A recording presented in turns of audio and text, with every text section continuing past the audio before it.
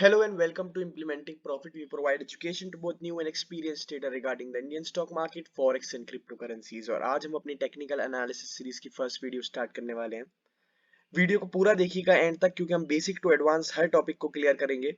मैं इस वीडियो में आपको सपोर्ट एंड रेजिस्टेंस के टॉपिक को क्लियर करूंगा और साथ ही साथ कैंडलस्टिक पैटर्न को एडवांस लेवल में स्टडी करेंगे।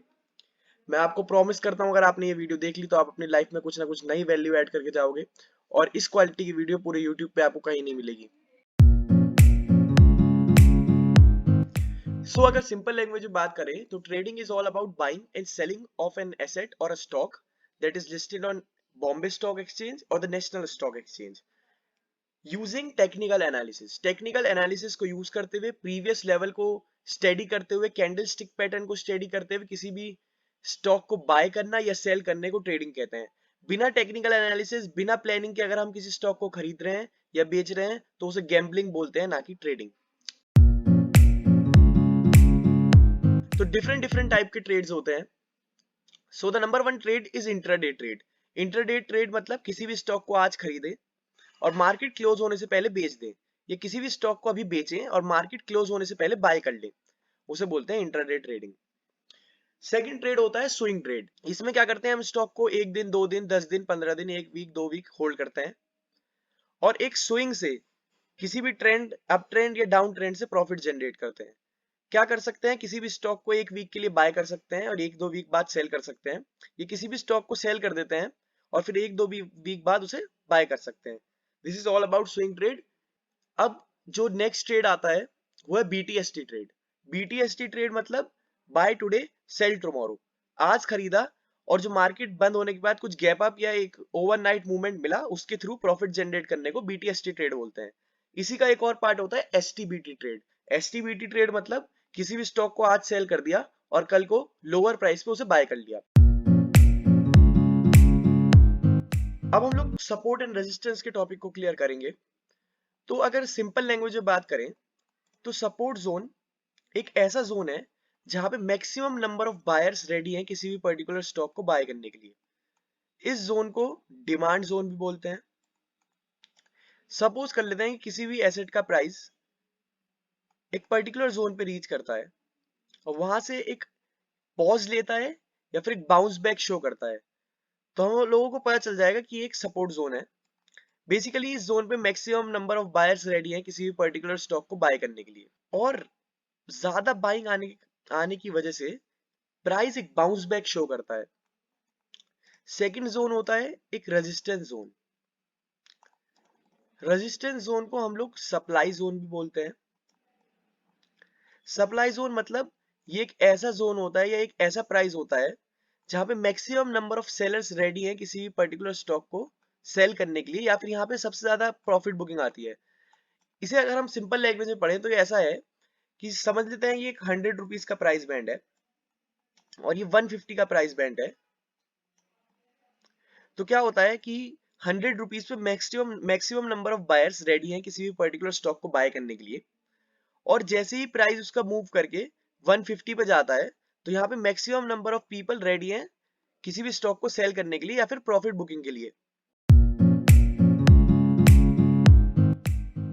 मार्केट हमें सिर्फ 2 टाइप की ट्रेडिंग अपॉर्चुनिटी प्रोवाइड करता है। The number one trade is a breakout trade and the second one trade is a reversal trade.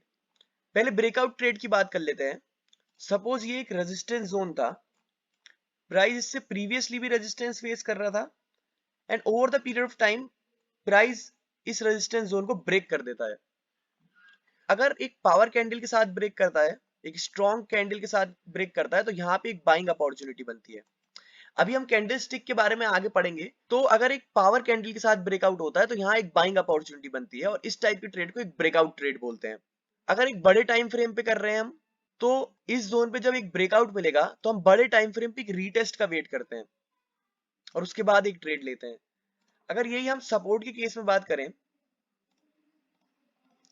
कि एक सपोर्ट जोन है और प्राइस इस जोन से सपोर्ट लेता था and over the period of time इस जोन को ब्रेक डाउन कर देता है, एक पावर कैंडल के साथ छोटे टाइम फ्रेम पे अगर एक ब्रेकडाउन होता है तो यहाँ पे हम एक सेलिंग अपॉर्चुनिटी ढूंढ सकते हैं।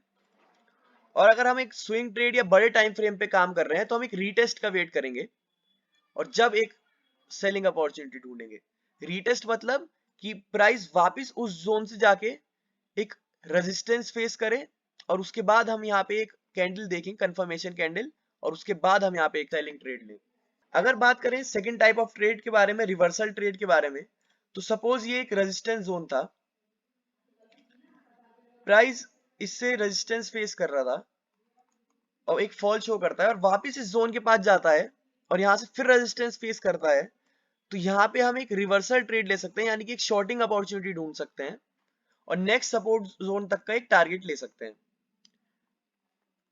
सेकंड, एक सपोर्ट जोन के केस में अगर हम देखें कि कोई प्राइस एक सपोर्ट जोन के पास मूव कर रहा था और सपोर्ट जोन से एक बाउंस लेता है और नेक्स्ट टाइम वापस उस सपोर्ट जोन पे रीच करता है और यहाँ से फिर अगर एक रिवर्सल साइन शो होता है तो हम यहाँ पे एक बाइंग अपॉर्चुनिटी ढूंढ सकते हैं। इस टाइप के ट्रेड को भी एक रिवर्सल ट्रेड कहते हैं। रिवर्सल क्यों? क्योंकि प्रीवियसली प्राइस एक डाउनवर्ड मूवमेंट दे रहा था और अब एक सपोर्ट जोन से एक रिवर्सल शो किया है उसने, तो यहाँ पे हम एक बाइंग अपॉर्चुनिटी ढूंढ सकते हैं। सबसे इंपॉर्टेंट बात इस सपोर्ट एंड रेजिस्टेंस के केस में कि अगर कोई जोन प्रीवियसली एक रेजिस्टेंस जोन था और over the period of time ये ब्रेक हो जाता है, तो यही जोन एक सपोर्ट की तरह काम करता है। और अगर ऐसा हो कि कोई भी पर्टिकुलर स्टॉक एक रेजिस्टेंस जोन को ब्रेक कर दे और उसके बाद वो वापस उस रेजिस्टेंस जोन के अंदर आ जाए, तो इसका मतलब ये है कि ये जो रेजिस्टेंस जोन था एक बहुत स्ट्रॉन्ग रेजिस्टेंस जोन था और इस टाइप को, और अगर ऐसा होता है तो इस कंडीशन को हम बुल ट्रैप बोलते हैं। इन सब चीजों को हम कैंडलस्टिक पैटर्न के साथ साथ क्लियर करते रहेंगे। और अगर सपोर्ट के केस में देखें कि कोई एक सपोर्ट जोन था और क्या होता है कि ये सपोर्ट जोन ब्रेक हो जाता है लेकिन प्राइस वापस बाउंस बैक करके इस सपोर्ट जोन के ऊपर आ जाता है, तो यहां हम एक बाइंग अपॉर्चुनिटी ढूंढ सकते हैं और इस सिचुएशन को हम एक बियर ट्रैप बोलते हैं। अब कुछ लाइव एग्जांपल के साथ सपोर्ट एंड रेजिस्टेंस के टॉपिक को क्लियर करते हैं और साथ ही साथ रिवर्सल एंड ब्रेकआउट ट्रेड को क्लियर करते हैं। तो ये एक एचडीएफसी का 15 मिनट टाइम फ्रेम पे चार्ट है। मैं क्लियरली देख सकता हूं एक डाउन मोमेंटम के बाद मार्केट ने एक बाउंस बैक शो किया है इस जोन से एंड सेकंड टाइम मार्केट फिर उसी जोन के पास रीच करता है और फिर एक अच्छा अप मूव शो करता है और थर्ड टाइम फिर एक अच्छा अप मूव शो करता है। तो मैं यहाँ पे क्लियरली एक सपोर्ट जोन बना सकता हूँ, इस जोन को मैं सपोर्ट जोन मान सकता हूँ। मुझे पता चल गया कि यहाँ पे maximum number of buyers ready हैं किसी भी पर्टिकुलर स्टॉक को बाय करने के लिए। तो अगर ट्रेडिंग अपॉर्चुनिटी की बात करें तो यहाँ पे एक ट्रेडिंग अपॉर्चुनिटी बन सकती है कि मार्केट यहाँ से रिवर्स करे और इस जोन पे आगे एक सपोर्ट शो करे, तो मैं यहाँ पे एक बाइंग ट्रेड ले सकता हूँ। ये सेकंड अपॉर्चुनिटी एक ब्रेकआउट ट्रेड की बनती है कि मार्केट इस जोन के पास आए और इसे पावर के साथ ब्रेक कर दे। तो अगर मैं अभी 15 मिनट के टाइम फ्रेम पे हूं तो मैं एक छोटे टाइम फ्रेम पे यानी कि 15 मिनट से 5 मिनट के टाइम फ्रेम पे यहाँ पे एक ब्रेकआउट ट्रेड ले सकता हूँ, एक सेलिंग अपॉर्चुनिटी ढूंढ सकता हूँ, एक शॉर्ट सेलिंग कर सकता हूँ। अगर एक रेजिस्टेंस जोन ढूंढे इसका हम, तो हमें एक रेजिस्टेंस जोन ये नजर आ रहा है कि प्राइस ने इस जोन से एक रेजिस्टेंस फेस किया है। तो अगर रेजिस्टेंस जोन हमें मिल गया, हमें कैसे पता चला कि एक रेजिस्टेंस जोन है?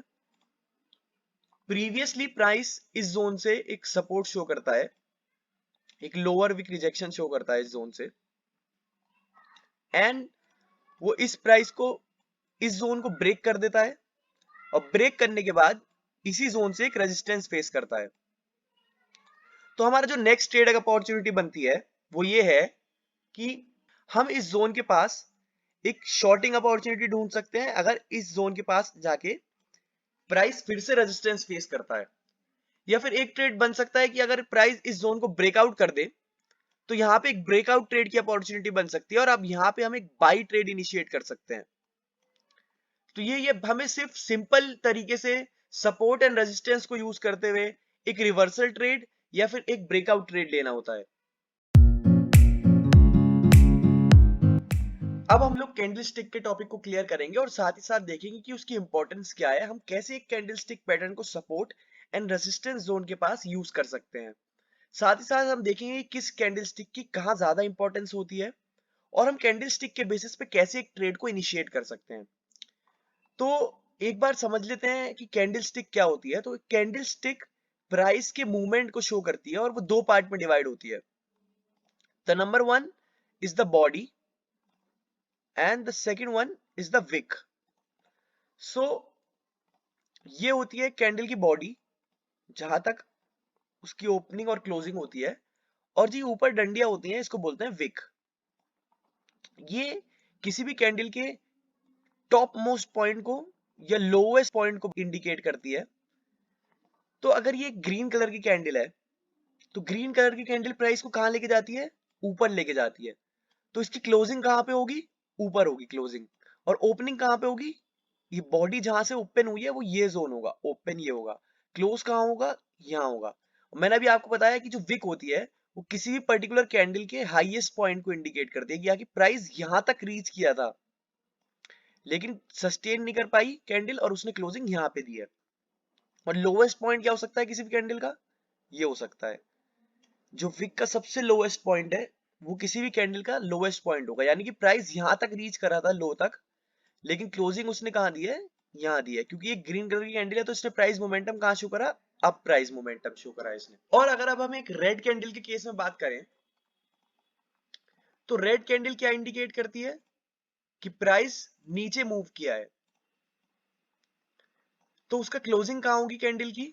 नीचे होगी। अगर प्राइस ऊपर से नीचे आया है तो कैंडल क्लोज कहां हुई होगी? नीचे हुई होगी। और ओपन कहां हुई होगी? यहां होगी। और इसका हाई लो क्या होगा? हाई लो एकदम सेम रहेगा।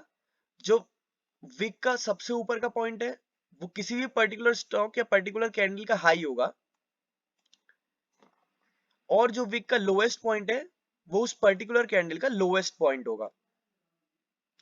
अब तीन टाइप के कैंडल के बारे में पढ़ते हैं। तो जो नंबर वन कैंडल होती है वो एक पावर कैंडल होती है। पावर कैंडल मतलब कि उसमें बहुत छोटी विक्स होती हैं और एक बड़ी बॉडी होती है, यानी कि वो पावर के साथ प्राइस को या तो ऊपर लेके जा रही होगी अगर ग्रीन कलर की कैंडल है तो, और अगर एक रेड कलर की कैंडल है तो वो पावर के साथ प्राइस को नीचे लेके जा रही होगी।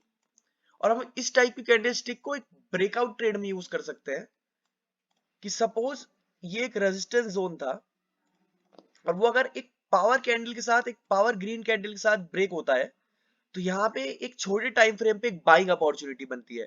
तो इस पावर कैंडल को हम एक ब्रेकआउट के टाइम में यूज कर सकते हैं।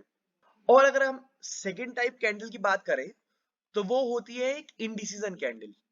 इनडिसीजन कैंडल मतलब उसकी बॉडी जो होती है वो बहुत छोटी होती है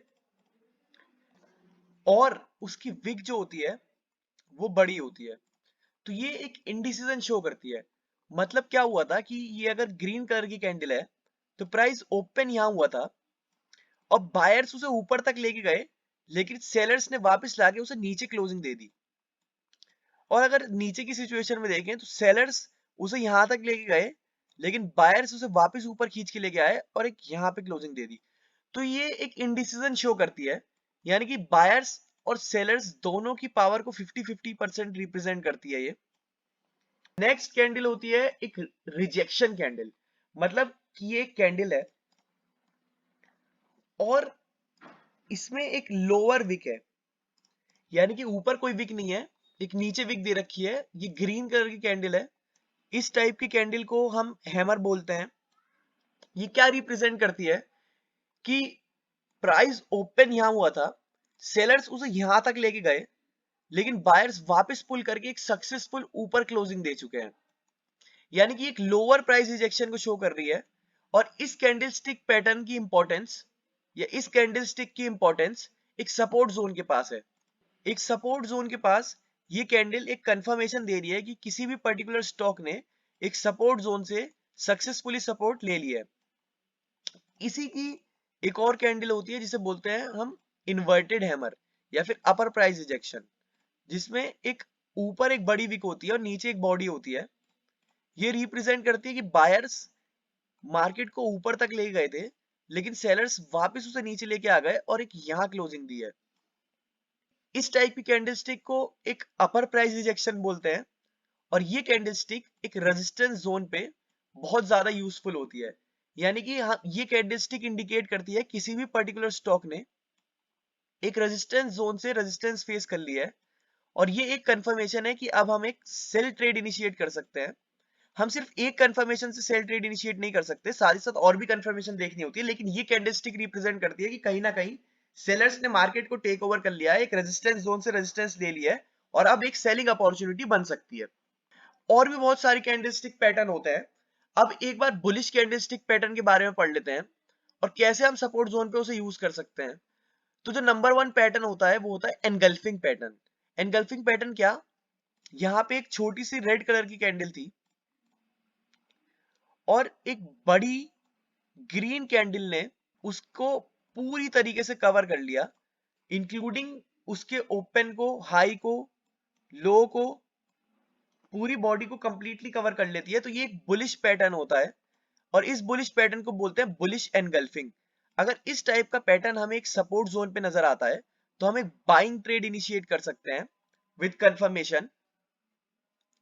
सेकंड टाइप का एक बुलिश पैटर्न हो सकता है एक मॉर्निंग स्टार पैटर्न। उस पैटर्न में क्या होता है कि प्राइस सपोर्ट जोन पे रीच करता है और 3 कैंडलस्टिक का एक पैटर्न बनता है। एक बड़ी रेड कैंडल होती है, साथ में बीच में एक इंडिसीजन कैंडल होती है और जो थर्ड कैंडल होती है वो एक बड़ी ग्रीन कैंडल होती है जो प्रीवियस रेड कैंडल के हाफ के ऊपर क्लोजिंग दे देती है। तो इस कैंडलस्टिक पैटर्न को हम मॉर्निंग स्टार पैटर्न बोलते हैं और इस पैटर्न के बाद हम एक बाई ट्रेड इनिशिएट कर सकते हैं। अगर हम एक रेजिस्टेंस जोन के केस में बात करें तो जो बियरिश पैटर्न है वो हो सकता है एक बियरिश एनगल्फिंग पैटर्न। मतलब कि प्राइस एक रेजिस्टेंस जोन पे रीच करता है और वहां पे जाके हमें कुछ इस टाइप का पैटर्न नजर आता है कि एक छोटी सी ग्रीन कैंडल थी और एक बड़ी रेड कैंडल ने उसे पूरा कवर कर लिया, इंक्लूडिंग उसके हाई, लो, ओपन, क्लोज सबको। तो इस पैटर्न को एक बियरिश एनगल्फिंग पैटर्न बोलते हैं और इस पैटर्न को यूज करके हम एक सेलिंग अपॉर्चुनिटी देख सकते हैं। अगर हमें इस टाइप का एक पैटर्न नजर आता है एक रेजिस्टेंस जोन पे तो यहाँ एक सेलिंग अपॉर्चुनिटी बनती है और ये एक रिवर्सल ट्रेड है, तो ये ब्रेकआउट ट्रेड से ज्यादा सेफ ट्रेड है। सेकंड, अगर हम एक रेजिस्टेंस जोन पे, सपोज ये एक रेजिस्टेंस जोन था और हमें इस पे एक ऐसा पैटर्न नजर आता है कि एक ग्रीन कैंडल थी, बीच में एक इंडिसीजन कैंडल होती है और उसके बाद एक बड़ी रेड कैंडल इस प्रीवियस कैंडल के हाफ के नीचे भी क्लोजिंग देती है, इस कैंडल के हाफ के नीचे भी क्लोजिंग दे देती है। तो यहाँ पे हम एक सेल ट्रेड इनिशिएट कर सकते हैं और इस टाइप के पैटर्न को एक इवनिंग स्टार बोलते हैं। इवनिंग स्टार क्योंकि अभी तक एक अप ट्रेंड में थे हम लोग और एकदम से एक रिवर्सल आया और हमें इस टाइप का एक पैटर्न नजर आया जो अब एक डाउन ट्रेंड को इंडिकेट करने वाला है कि एक डाउन ट्रेंड स्टार्ट हो सकता है, उसे इंडिकेट करता है। साथ ही साथ अगर हमें एक रेजिस्टेंस जोन पे एक अपर प्राइस रिजेक्शन मिलता है, जैसे कि एक इन्वर्टेड हैमर मिलता है, तो हम एक सेल ट्रेड इनिशिएट कर सकते हैं या फिर हमें एक कंफर्मेशन मिल जाती है कि यहाँ से मार्केट एक रिवर्सल साइन शो कर रहा है। और इसी अगर हम बात करें एक लोअर प्राइस रिजेक्शन की या एक अपर प्राइस रिजेक्शन की, तो अगर हमें एक सपोर्ट जोन पे एक लोअर प्राइस रिजेक्शन मिलता है तो इसकी ज्यादा इंपॉर्टेंस होगी क्योंकि ये क्या इंडिकेट कर रहा है कि सेलर्स मार्केट को नीचे तक ले गए थे लेकिन बायर्स खींच के वापस ऊपर स्ट्रॉन्ग क्लोजिंग दे चुके हैं। और अगर हमें यही पैटर्न एक रेजिस्टेंस जोन पे मिलता है तो इसकी कहीं ना कहीं कम इंपॉर्टेंस होगी क्योंकि एक लोअर प्राइस रिजेक्शन को इंडिकेट कर रहा है और हम इसे कम इंपॉर्टेंस देंगे। अगर हमें यहाँ पे एक इन्वर्टेड हैमर मिलेगा तो हम उसको ज्यादा इंपॉर्टेंस देंगे। नेक्स्ट वीडियो में हम लोग कैंडलस्टिक पैटर्न के टॉपिक को क्लियर करेंगे, साथ ही साथ चार्ट पैटर्न पे मूव करेंगे और देखेंगे कि हम कैसे डिफरेंट टाइम फ्रेम को यूज करके डिफरेंट तरीके से मार्केट को एनालाइज कर सकते हैं। साथ ही साथ हम ट्रेंड को आइडेंटिफाई करेंगे, ट्रेंड लाइन बनाना सीखेंगे और सपोर्ट एंड रेजिस्टेंस के टॉपिक को और आगे लेके जाएंगे। तो अगर आपको वीडियो पसंद आई तो प्लीज वीडियो को लाइक करिएगा, चैनल को सब्सक्राइब करिएगा और अपने फ्रेंड्स के साथ वीडियो को शेयर करिएगा। तो मिलते हैं अगली वीडियो में एंड थैंक्स फॉर वॉचिंग।